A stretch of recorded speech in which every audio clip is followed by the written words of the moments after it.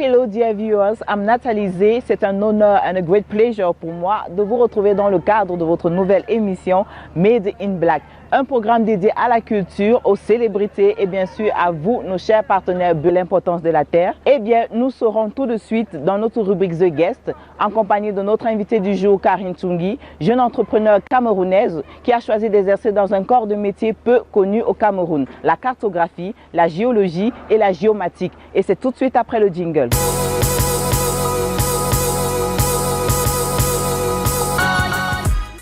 Bon après-midi, Madame Karine Tsoungi. Bon après-midi, merci. Bienvenue sur le plateau de Made in Black. Merci. C'est un plaisir de vous recevoir. Alors, vous êtes CEO d'une entreprise nommée GeoVectorix et vous avez un parcours jusqu'ici assez exceptionnel. Et nous aimerions revenir là-dessus. Est-ce que vous pouvez nous dire qui est Karine Tsoungi et nous parler un peu de votre parcours?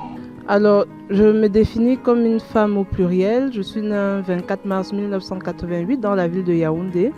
D'un papa Ewondo, feu Sa Majesté Tsoungi Aïssi Laurent, et d'une maman Etone.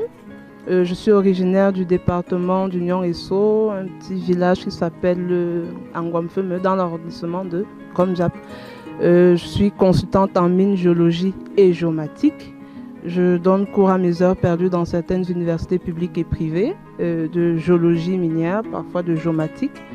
Et également, je suis la PDG et fondatrice d'une entreprise qui s'appelle GeoVectorix. Un parcours assez intéressant. Pouvez-vous nous parler, nous raconter ce parcours-là, votre parcours professionnel? Alors, mon parcours professionnel commence comment? Après mon master, j'ai eu la chance de bénéficier d'un stage professionnel et académique aussi en même temps dans une entreprise qui s'appelle Camayon, une compagnie minière de la australienne qui va exploiter le fer de Balam, le fameux gisement. Et étant en stage, j'ai pu voir certains besoins du marché professionnel dans le secteur de la mine. Et comme plusieurs mois plus tôt, j'avais suivi une formation en géomatique à l'Institut national de cartographie, et ben je me suis dit, comme j'aime les ordinateurs et je fais une formation en mine géologie, pourquoi ne pas, au regard de tout ce que j'ai identifié comme problématique dans le secteur professionnel, en faire un métier.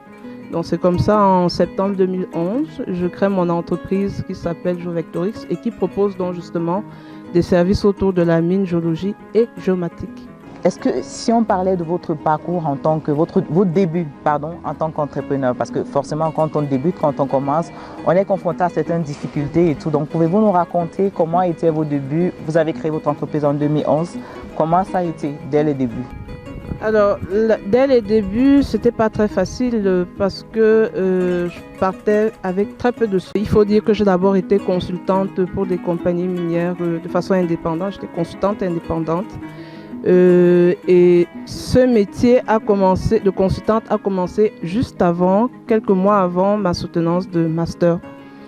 Alors avec les petits argents que j'ai pu emmagasiner grâce à mes consultations, je suis allée au centre de facilitation de création des entreprises parce que je ne savais absolument pas par où commencer.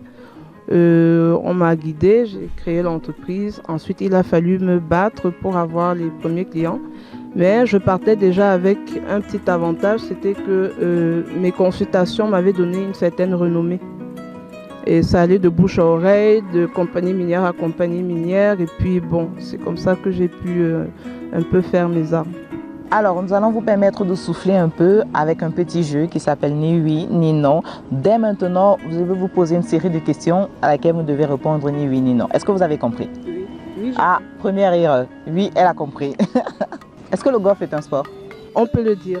Êtes-vous déjà monté à cheval? Bien sûr. Est-ce que vous aimez cuisiner? Oui. Comme tout le monde. Et le premier temps encore. 2-0. Comme tout le monde, vous aimez sûrement le poulet. Je confirme. Merci d'avoir participé à ce jeu. Alors, sur à peu près 5 à 6 questions, vous avez dit oui juste 2 fois. Donc, vraiment, ça mérite des acclamations. Merci.